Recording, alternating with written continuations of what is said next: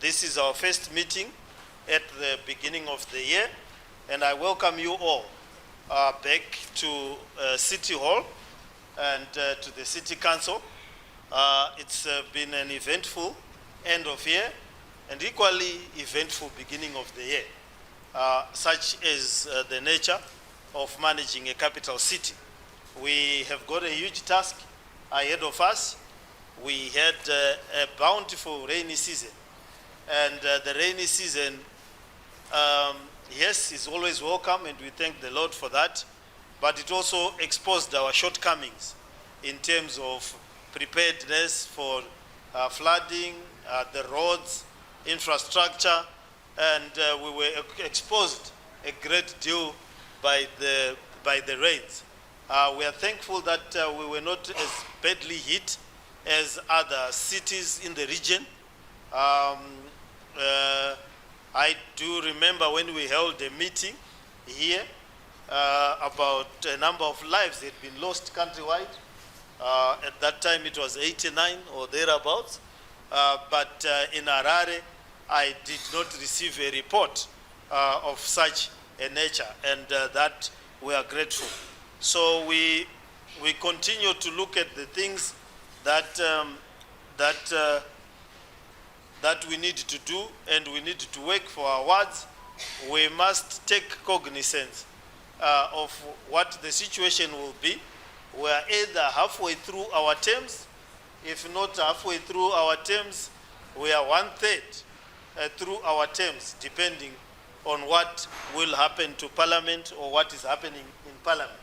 What that means is that half of our work ought to have been completed, and that we have got little time ahead of us to be able to complete the issues that we need to complete. So we must double down on our efforts. The pain point still remains minimum service delivery standards. So they have now been promulgated into a statutory instrument by the President, and we are duty bound to follow those minimum service delivery standards. The town clerk and myself have indeed finished the preparation of our performance contracts, which will cascade to the council officials and to everyone. Coming from my performance contract, we go to the town clerk's performance contract, and he in turn will enter into performance contracts with the rest of the staff. We are going to have performance contracts for chairpersons of committees. We are going to have performance contract for all our undertakings, the chairpersons of committees, and ultimately we'll have performance contracts for even councillors in each ward, so that we are all accountable to something and someone.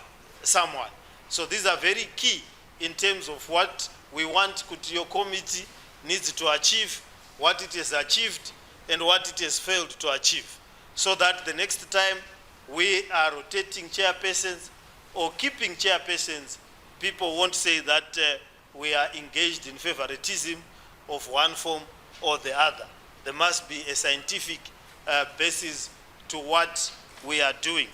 So we are going to take a notable existence. We as a council adopted a policy, or certainly the council that I lead adopted a policy of cooperation with central government, in the sense that we need to work together to be able to provide service delivery to the residents. And that policy is a policy that we are maintaining. We would not want to abandon it, and as far as we are concerned, we are midway. That policy is working. I paid a courtesy call on His Excellency the President, E.D. Mnangagwa, whilst he was on his holidays, and I expressed our sincere gratitude to the assistance that we have been given by central government up to this point, and did make requests on further assistance that we require. And just to recap, we are managing a contract with Geopomona, the contract where they are collecting rubbish from our streets, our communities. They have increased their fleet of cars and areas where cars were no longer moving. Those areas, trucks are moving. They are maintaining our dump site. For those of us who were councillors in the northern suburbs, that dump site was an eyesore, an environmental disaster, and a downright toxic dump site. It is now a model dump site in the region, and also the number of trucks and equipment that have been bought, the consumables, we have indeed seconded close to 450 of our staff in the Waste Department in terms of our cooperative agreement, and they are working. In other words, the agreement did not lead to a loss of jobs, but actually led to an increase in jobs. And we are looking at perfecting the contract. It's being perfected as we go and can be a model to be used by other authorities. And it also is reducing the pressure on our finances.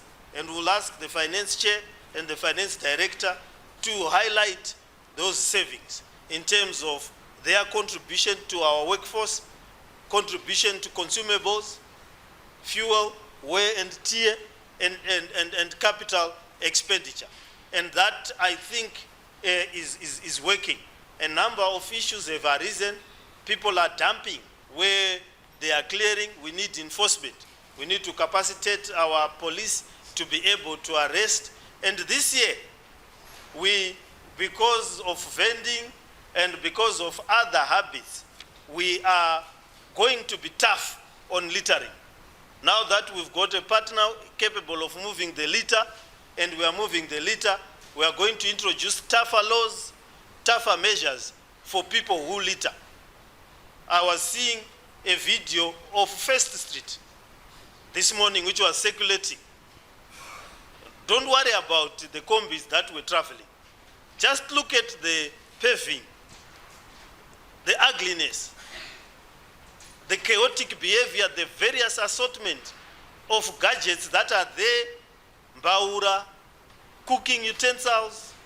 People are cooking all sorts of body parts in First Street and eating them. I do not understand how people leave their homes and say that today I will have that kind of delicacy in the middle of the capital city. That must stop. And the pavers, I don't know which department is that. Is it Works? Yeah, Works and Parks. Gentlemen, the First Street is one of the shortest streets. How is it not paved? How is it not being repaired? How is it not lit? So that is going to be a thing of the past. Hard decisions are going to be made. If it means that we are going to have to part ways with some of our staff, we might have to do that. But we need to beautify the city, as it were. Then secondly, we are cooperating with government on the issues of prepaid water meters. Now, 60,000 prepaid water meters are already in country. 5,422 water meters have already been installed. We are embarking on widespread repair, on extensive repairs of our pipes, those pipes, the galvanized pipes that were leaking. We are going to buy pump 1 to 4, 7 to 10. These have already been bought, paid for. Yes. They've already been paid for under in terms of that agreement. The last time these pumps were installed in 1970? 76. Yeah, these pumps were installed in 1976. And under this new agreement, we've paid for new pumps. So they've been working tirelessly since 1976 for as long as I've been alive. And some of you were not even ideas when these pumps were installed. Your parents were still looking and searching for each other. So, this agreement has brought relief, and it is a result of the cooperation we are having with central government. It has brought relief. The pumps from Dowendale had stopped working how many years ago? Just replace it. We were replacing them. Yes. Yeah, we are replacing the pumps that they were at Dowendale with new ones again because of the cooperation. We are replacing pipes. We've got 500 kilometers that we are going to replace in the short to medium term in terms of the galvanized pipes that are leaking. So these and many more, we will install close to 322,000 prepaid water meters within Harare, and we are going to make sure that we place prepaid water meters in Rua, Norton, and so forth. We are not reinventing the wheel. We are doing what is international best standard. So please, please, we are not doing a new thing, nor are we creating our own breed of prepaid water meters. This is what happens the world over. Those areas where people have paid extraordinary bills. I saw Councillor Denford Ngazore and Councillor Machirori holding what was a heated meeting with residents who were asserting, according to their receipts, that they'd paid $150, $180, and so forth. Site visits were then done. It turned out that the galvanized pipes post the meet were leaking, and they were replaced. So where you see yourself using extraordinary amounts of water, there are leaks.